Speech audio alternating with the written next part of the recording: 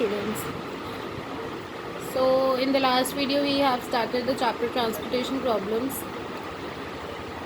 and we are done with the first method, that is north west corner method. Now in the today's video we will start with our next method of transportation problem, that is lowest cost entry method or matrix minima method. This method is also known as matrix minima method or lowest cost entry method. In this method, let us solve one question. इस question में हमें destination दी हुई है D1, D2, D3 and D4, and on the other side we have given origin O1, O2, O3 and O4. इधर हमें availability दी हुई है. Availability मतलब सप्लाई और रिक्वायरमेंट मतलब डिमांड.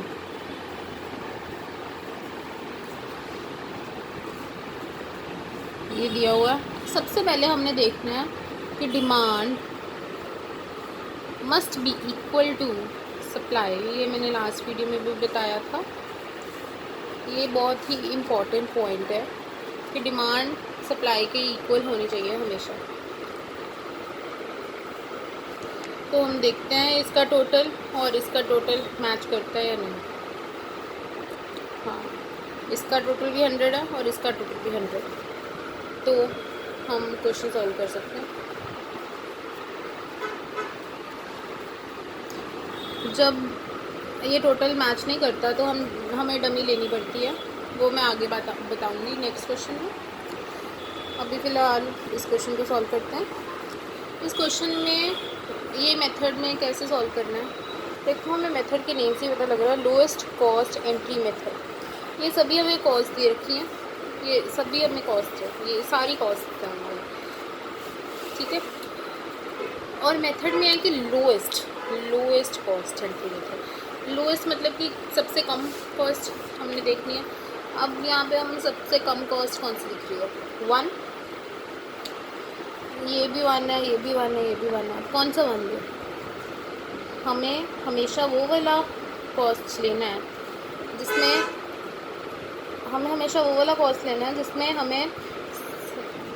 जिसमें हमें सप्लाई हमेशा ज़्यादा मिले. अब ये वाला एक 1 है तो इसमें हमें सप्लाई मिल रही है 20, डिमांड 20. यूनिट ज़्यादा मिले मतलब सप्लाई ज़्यादा मिले मतलब यूनिट ज़्यादा मिले. यहाँ पे तो हमें 20 मिलेगा, यहाँ पे हमें 20 मिलेगा. लास्ट वीडियो में मैंने बताया था कि हमें डिमांड और सप्लाई में से दोनों में से जो भी कम है, लोअर वैल्यू है, वो वाला लेना है हमने और उसको सर्कल में लिखना है. और उस सर्कल को हम बोलते हैं रिम. मैं उस वीडियो का लिंक डिस्क्रिप्शन बॉक्स में डाल दूँगी. अगर किसी को ज़रूरत हो तो वो देख लें. किसी ने मेरी पुरानी वीडियो नहीं देखी तो वो देख ले, फिर उसको देख के ये मेथड उसको समझ आएगा. अभी ये यहाँ पे तो 20 लेंगे हम. इस 1 पे हम इस पे भी 20 लेंगे क्योंकि ये लोअर है. 30 नहीं ले सकते क्योंकि अगर सप्लाई ही हमारे पास 20 यूनिट्स की है तो हम 30 यूनिट्स की डिमांड कैसे फुलफिल करेंगे ना. यहाँ पे हम ये तो बिल्कुल भी नहीं लेना है ये 1, क्योंकि यहाँ पे हमने सिर्फ 10 यूनिट्स मिल रहे हैं. That is not beneficial for अस.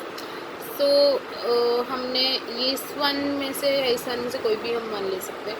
तो आई विल टेक दिस. हम ये वाला 1 भी ले सकते हैं. तो यहाँ पे 20 आ जाएगा में. तो इस 20 को कट कर देंगे 0 और 20 माइनस 20 0. तो ये वाला कॉलम भी डिलीट हो जाएगा और ये वाली रो भी डिलीट हो जाएगी.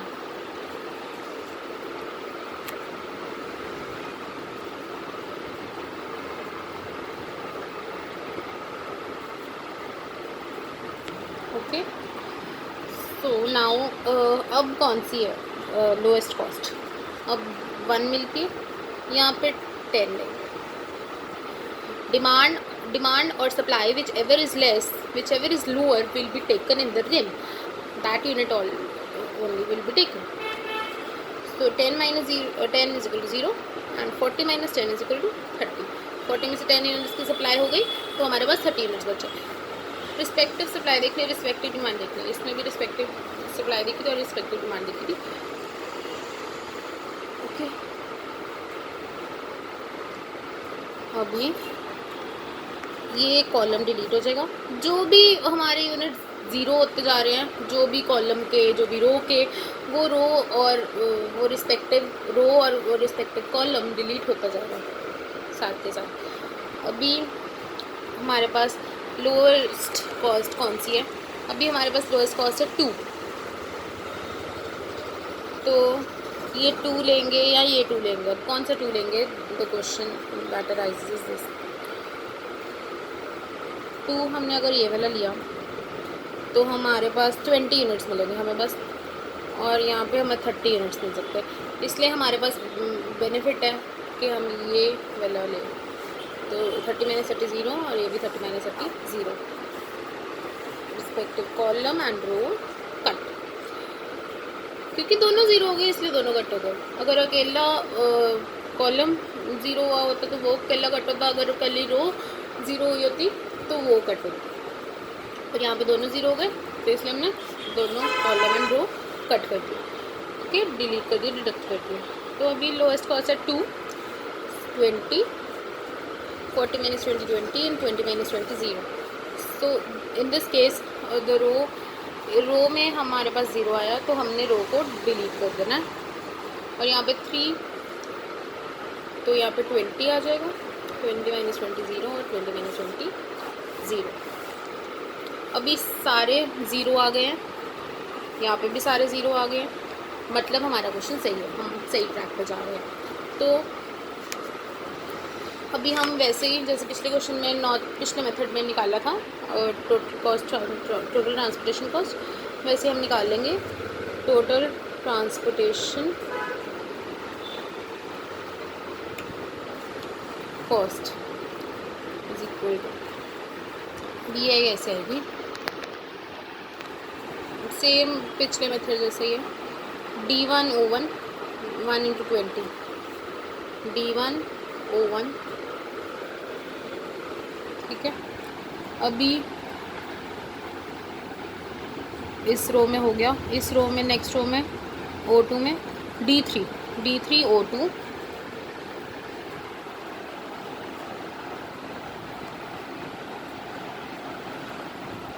अभी नेक्स्ट O3 रो में D2O3 नेक्स्ट सॉरी इस रो में छूट गया D4O2.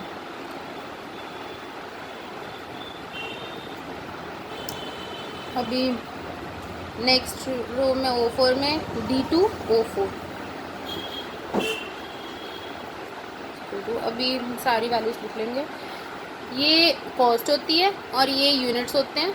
इन दोनों को मल्टीप्लाई करते हैं, फिर सब मल्टीप्लाई किए हुए जो आंसर्स होते हैं उनको ऐड करके फिर टोटल ट्रांसपोर्टेशन कॉस्ट हमारे पास आ जाती है. चलो अब करते हैं 1 into 20. D3O2 में 2 into 30, D2O3 में 2 into 20, D4O2 में 1 into 10 एंड D2O4 में 3 into 20. सो अभी इसके आंसर्स लिख लेते हैं. सो हमारे पास टोटल ट्रांसपोर्टेशन कॉस्ट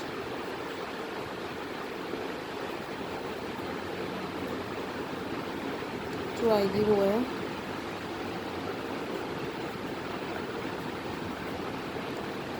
तो हमारी टोटल ट्रांसपोर्टेशन कॉस्ट आ गई है ₹190.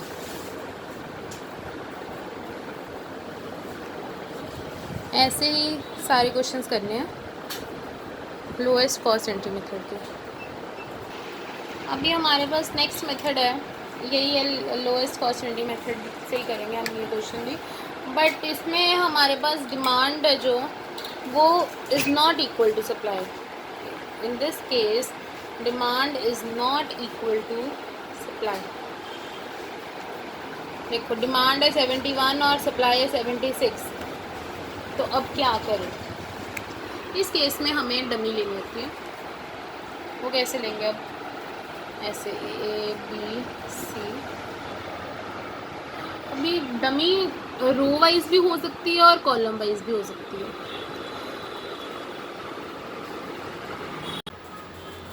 तो अभी हम ये बनाएंगे डमी। ये क्वेश्चन है कि हमने डमी रो वाइज बनानी है या कॉलम वाइज बनानी है।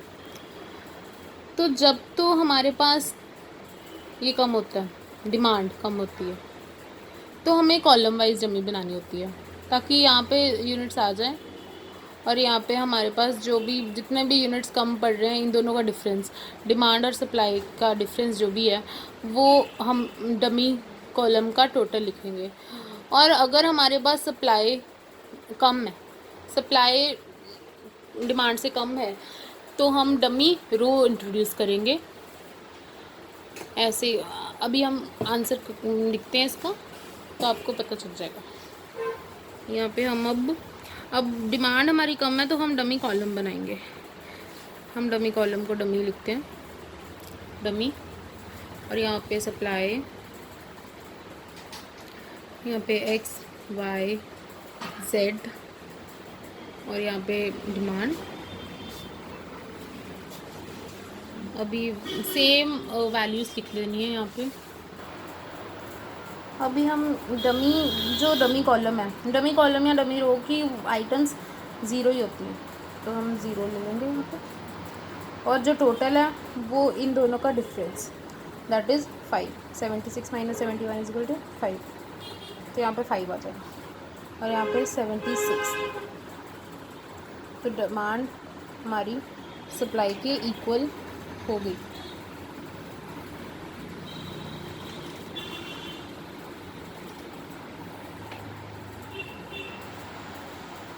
ठीक है, यहाँ पे हमारी demand is equal to supply. तो अभी वैसे ही जैसे लीस्ट कॉर्नर मेथड में, लीस्ट कॉस्ट एंट्री मेथड में हमने सॉल्व किया, वही मेथड हम लगाएंगे। अभी यहाँ पे लीस्ट कॉस्ट है 0। अभी कौन सा 0 ये भी देखना। जिस 0 में यूनिट्स हमें ज़्यादा मिलते हैं वो वाला 0 लेंगे हम, वो वाली कॉस्ट लेंगे। तो इस 0 में 5 ज़ीरोस में 5 ही मिल रहे हैं, तो हम कोई भी 0 ले लेंगे। मैं ये वाला 0 ले लूँगा, आप कोई भी 0 ले सकते हैं। तो यहाँ पे 0 आ जाएगा और यहाँ पे 14 माइनस 5 इज इक्वल टू 9। तो ये कॉलम डिलीट। और अभी लोएस्ट कॉस्ट है हमारे पास 7, इन सब में से लोएस्ट कॉस्ट है 7, तो इसका 18 आएगा।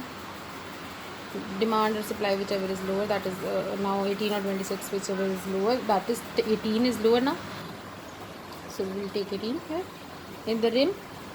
18 minus 18 0 and 26 minus 18 is equal to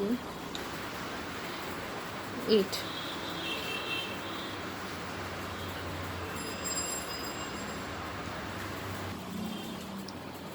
और अभी ये 0 हो गया, ये कॉलम डिलीट हो जाएगा। तो अभी लोएस्ट कॉस्ट है हमारे पास 13, तो ये वाला लोअर है 8। 25 माइनस 8 इज़ इक्वल टू 17 और 8 माइनस 8 इज़ इक्वल टू 0। तो ये वाली रो भी डिलीट हो जाएगी क्योंकि अब 0 हो गया। और अभी लोएस्ट कॉस्ट है हमारे पास 16, तो ये आ जाएगा 9, ये वाला 9 और 17 विच इज़ लोअर 9। तो 17 माइनस 9 इज़ इक्वल टू 8 और 9 माइनस 9 इज इक्वल टू 0। और ये वाली रो भी डिलीट। और अभी हमारे पास ये 2 बच्चे हैं, तो इनमें से लोएस्ट कॉस्ट है 21 और इसके रिस्पेक्टिव सप्लाई है 36 और डिमांड है 8। तो 8 आएगा यहाँ पे। 8 माइनस 8 0 और 36 माइनस 8 इज़ इक्वल टू 28 0 और 23, यहाँ पे 28 आ जाएगा और यहाँ पे 0 और ये भी कट हो गए 0। ये कॉलम भी डिलीट और ये रो भी डिलीट, सारे 0 आ गए और यहाँ पे भी सारे 0 आ गए। तो मतलब कि हमारा क्वेश्चन सही है, हमारा क्वेश्चन करेक्ट है, हमारा क्वेश्चन करेक्ट है। तो अब हम वैसे ही टोटल ट्रांसपोर्टेशन कॉस्ट निकाल लेंगे।